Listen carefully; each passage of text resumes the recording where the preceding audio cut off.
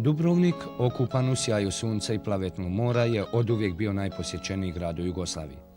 Preko 1 milijun posjetilaca iz čitavog svijeta je dolazilo da uživa u čarima južnog Jadrana, da se ispenju na moćne odbrambene zidine koje su vjekovima odolijevale navalama brojnih osvajača, ali i zubu vremena. Ili da razgledaju blaga samostanskih riznica, muzeja i galerija, a mnogi su se zadovoljavali time da sjede na sunčanom Stradunu ili u debelom hladu brojnih restorana u poprečnim uličicama. Danas ovaj simbol jugoslavenskog turizma pruža tužnu sliku. Ulice Dubrovnika su puste, nema uobičajene gužve niti glasne mješavine raznih svjetskih jezika. Ist die Situation wirklich hier in Dubrovnik ernst? Ich muss leider ganz offen sagen, dass wir kaum zufrieden sein können, was die Buchung betrifft, was die Buchungszahlen betrifft. Natürlich, deswegen sind wir unzufrieden, weil wir viel mehr erwartet haben.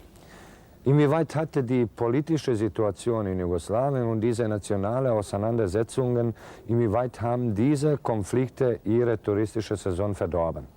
Natürlich, also der Grund dafür, für diese schlechten Buchungszahlen, sehe ich vor allem in dieser politischen Situation. Aber ich muss auch sagen, dass es auch gewisse Nachteile, die wir in der Vergangenheit hatten, dass die auch diese schlechte Situation beeinflusst haben.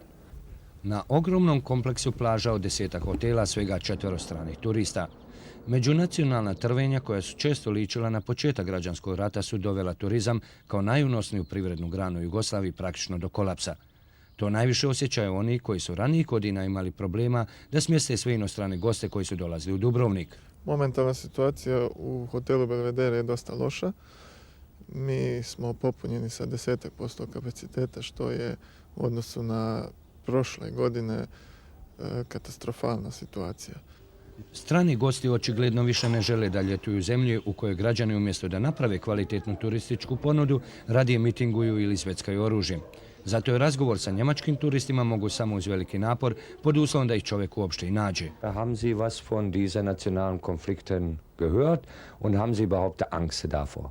Gehört habe ich viel im Fernsehen und in den Zeitungen steht ja auch laufend was. Aber hier in Dubrovnik merkt man davon überhaupt nichts. Nicht hier in Dubrovnik sind die Leute davon nicht betroffen, so wie ich das mitgekriegt habe. Teška politička i ekonomska kriza su razlog da je umjesto 20 milijuna pansion dana prodato tek negdje oko 600.000. Matematički to je 3.333% manje od očekivanog. Ovakvi slični luksuzni hoteli, kao što je ovdje Hotel Libertas u Dubrovniku, bili su dugi niz godina rezervisani isključivo za inostrane turiste. Međutim, sada, nakon što je došlo do masovnog otkazivanja i storniranja rezervacija, Jugoslaveni imaju po prvi put šansu da ljetuju i u ovakvim hotelima. Međutim, u trenutnoj besparici koja vlada u zemlji, teško će hotelijeri uspjeti da popune kapacitete domaćim gostima.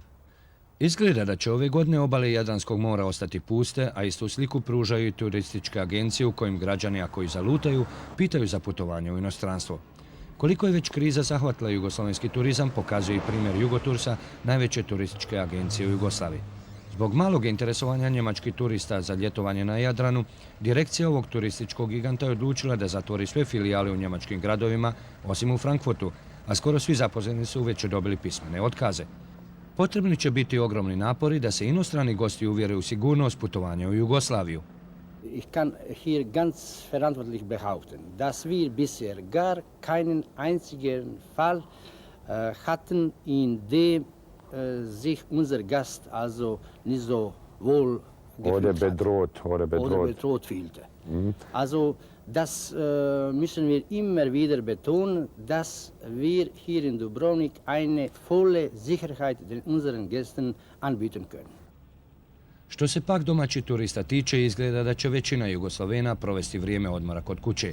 Stanovnicima Beograda, na primjer, ipak ostaju plaže i pecanje na dvije velike, ali i prljave rijeke, a planirani džeparac za more će već spretni vlasnici koća i karusela uspjeti da na vrijeme izvuku iz džepa.